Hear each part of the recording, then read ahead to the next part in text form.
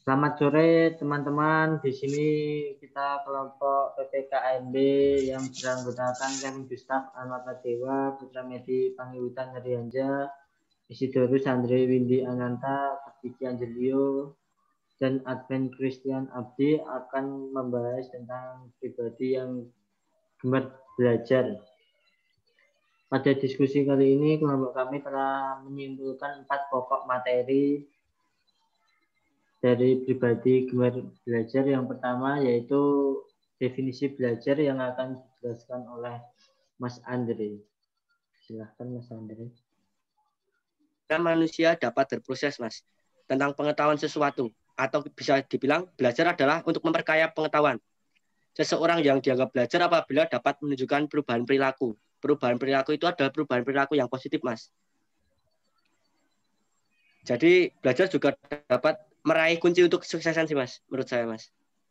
Apakah ada pendapat yang lainnya, Mas? Mungkin.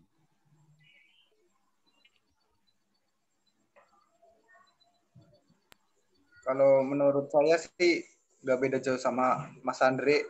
Belajar adalah di mana manusia ingin menambah wawasan pengetahuannya dalam suatu hal. Kalau Mas Andre kan tadi memperkaya wawasan. Apakah yang lainnya setuju, Mas? Mas Adven, Mas Diki? Kalau saya setuju Mas. Baik, kalau begitu kita lanjutkan ke pokok materi yang kedua, yaitu pribadi yang gemar belajar akan dijelaskan oleh Mas Putra Medi. Pribadi orang yang gemar belajar menurut saya adalah dimana selalu berpikir positif dan selalu berpikir terlebih dahulu sebelum bertindak. Jadi orang yang memiliki pribadi gemar belajar itu tidak gegabah, dia selalu berpikir terlebih dahulu dalam melakukan sesuatu. Itu menurut saya. Bagaimana dengan yang lain? Mungkin kalau menurut saya sih pribadi yang gemar belajar adalah pribadi yang memiliki kesadaran, Mas. Dia mau untuk belajar dengan konsistensi. Menurut saya itu saja, Mas. Baik, ya, terima kasih, Mas. Mungkin juga sadar atas kelebihannya untuk mengembangkannya. Karena banyak sekali yang siswa yang kurang yang mengembangkan bakatnya sendiri gitu. Jadi hanya terpendam di dalam dirinya gitu. Mungkin lebih mengembangkan sih pribadinya kayak gitu harusnya. Baik, masuk ke pokok materi yang ketiga, yaitu manfaat belajar akan dijelaskan oleh Mas Diki. Silakan. Berbicara tentang manfaat, sebagai penjelasan saya, manfaat itu ada 4. Yang pertama ada meningkatkan produktivitas belajar dan membantu guru untuk menuangkan waktu secara lebih baik. Lalu ada yang kedua, memberikan kesempatan kepada siswa sesuai dengan kemampuannya dan bakatnya. Yang ketiga, ada memberikan informasi dan mengurangi kesenjangan antara pembelajaran yang bersifat verbal dan abstrak. Pada intinya, sumber belajar adalah segala sesuatu yang dimanfaatkan seseorang dalam pembelajaran. Seperti itu pendapat dari saya.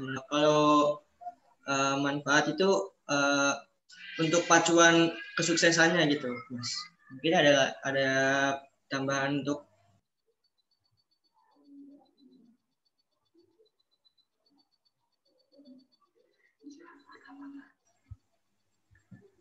jika tidak, saya kembalikan ke moderator lagi. Baik, kita masuk ke pokok materi yang terakhir, yaitu cara menerapkannya. Ini akan dijelaskan oleh Mas Adven. Silakan.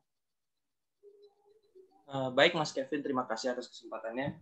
Menurut saya pribadi, saya mempunyai 6 cara efektif mungkin dalam mengembangkan sistem pelajaran. Sebagaimana nanti kita akan menjadi seorang guru, dan ini mungkin dapat diterapkan kita atau menjadi referensi kita dalam mengembangkan sistem belajar yang akan kita kembangkan kepada siswa-siswa kita. Menurut saya yang pertama itu kita harus membuat suasana belajar yang nyaman. Jadi seperti yang maksudnya itu adalah bagaimana kita membuat suasana belajar itu yang tidak terlalu kaku dan lebih bisa melakukan pendekatan kepada siswa. Nah, seperti contohnya dalam prodi kita, dalam prodi pendidikan sejarah, kita harus membuat kesan yang dimana sejarah itu dianggap pelajaran yang membosankan. Nah, kita harus bisa memecahkan stigma itu. Lalu yang kedua, saya juga ingin membuat semacam merangkum pokok pembelajaran. Jadi kita harus bisa membuat intisari dari pelajaran yang kita nanti akan jelaskan kepada siswa-siswa kita, dan tidak terlalu muluk-muluk pada penjelasan definisi-definisi. Jadi siswa dapat menangkap secara lebih optimal dan efektif. Lalu yang ketiga, melakukan belajar bersama dan berkelompok.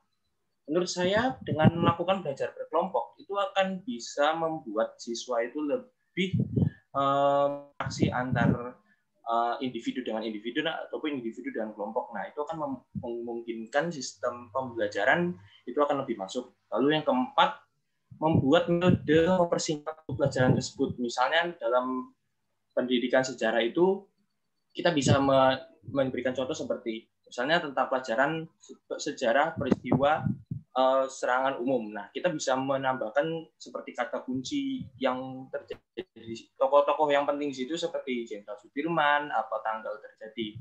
Itu kita bisa menambahkan itu. Lalu yang kelima, belajar dengan praktik. Nah, kita harus juga bisa mengembangkan tidak hanya dengan teori, kita juga bisa memberikan dengan praktik-praktik seperti nanti kita melakukan studi lapangan mungkin dengan siswa-siswa kita, dan yang terakhir kita melakukan belajar rutin tapi tidak terlalu lama. Mungkin itu saja. Kira-kira bagaimana dengan yang lain, ada tanggapan? Untuk saya sih, saya setuju dengan pendapatnya Mas Adven, dan saya ingin menambahkan konsisten dalam belajar. Karena pada zaman sekarang penuh banyak godaan di zaman-zaman modern, di mana belajar itu identik dengan membaca. Jadi zaman sekarang banyak orang yang malas membaca. Pokoknya kita konsisten dalam jika ingin menerapkan gemar belajar. Benar. Ya sih Mas, saya setuju karena membaca juga dapat menambah ilmu pengetahuan Mas. Ya kan Mas? Iya Mas. Betul, karena terlebih kita nanti sebagai contoh seorang guru sejarah itu muatan membaca itu pasti lebih banyak daripada mungkin menghafal. Nah, pokoknya kita harus bisa mengerti dalam pembelajaran tersebut. Seperti itu. Baik, jadi menambahkan yang lain mungkin? Jika tidak ada yang ingin menambahkan pendapat pribadinya, mungkin saya akan menyampaikan kesimpulannya. Jadi pada kesimpulannya, pribadi yang gemar belajar harus dimiliki di masa yang seperti sekarang ini. Tentu setiap orang pasti akan sangat bosan dengan pembelajaran yang begitu-begitu saja. Sehingga kita harus menciptakan pribadi yang gemar belajar agar kita dapat tetap produktif walaupun hanya di rumah saja seperti situasi sekarang ini. Mungkin itu saja yang dapat disampaikan oleh kelompok kami. Bila ada kurang kata atau apapun itu, kami mohon maaf sebesarnya. Terima kasih. Terima kasih. Terima kasih semuanya. Terima kasih Mas. Terima kasih semuanya. Sarang heo.